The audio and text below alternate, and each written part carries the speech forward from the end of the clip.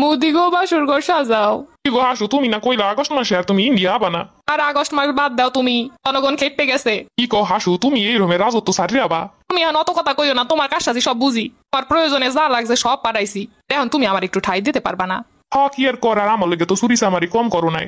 আহো, কি আর করার। খালি আমি না, আমার লগে আমার বুইনো আছে। ও হ্যালো, তো দুইটা বাসর ঘর লাগবো। এ রাহো কাদিতে ফোন দিছে। আপা গো, তুমি কমবে একাগুটা এখন থাম, কম গেলাই নাই। পাইন যে ডুমার আর তুইও ভাই ডুমাইতে দিছো, পাজিলিক গুলারে নামাইয়া আমারে আরো শেষ করছো।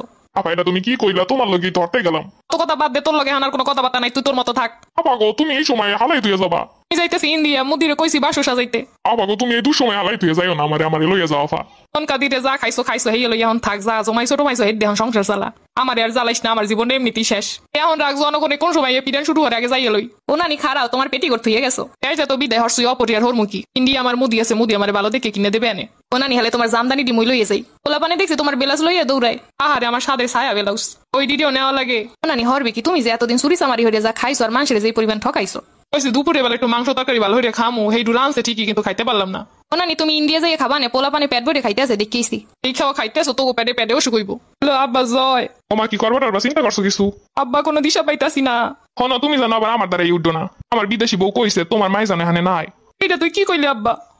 আমার বউ কইছে যে মহিলারে পুরো দেশের মানুষ তারাইয়া দেয়। এই মহিলা আমার সংসারে এই যে কত শান্তি দিবে আমি ভালোই জানি।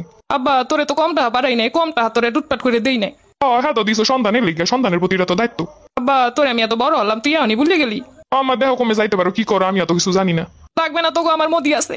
আর ঠিক কথা কইছো, মুদি আছে তোমার লিগা। হাই রে হাই, এইগুলারে খাওয়াইছি। একাদিটা আবার কল দিছো কে?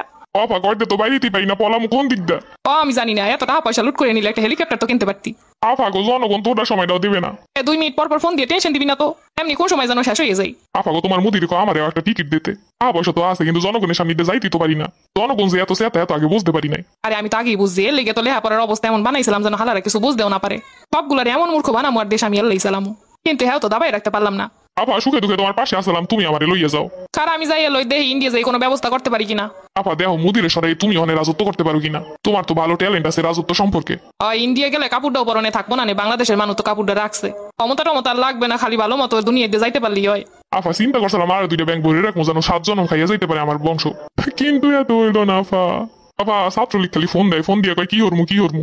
পাজিলিক গুলাই তো শেষ করছে, শালা তুই দিস ওইগুলাই লিলাইয়া। আমি কি হরছি আপা? তুমি তো করছো, তুমি যে কে কইতে গেলা যে ওইগুলা রাজাকার, তোমার ওই কথাই তো খেপে গেছে। আমি আইসালাম এই দেশে আমার বাপের লইগা, বাপের নাম বাঙ্গাইয়া নিজে রাজত্ব করছি এতদিন। আমার বাপ দেশে লইগা মরছেলে, আমি তো একমাত্র মুক্তিযোদ্ধা, আর কোনো মুক্তিযোদ্ধা আসেনি। আপা যাই হোক, যেই টাকা পয়সা নিয়ে চালা না হইতে কিন্তু কইছিলাম আমার কিছু ভাগ দেবা।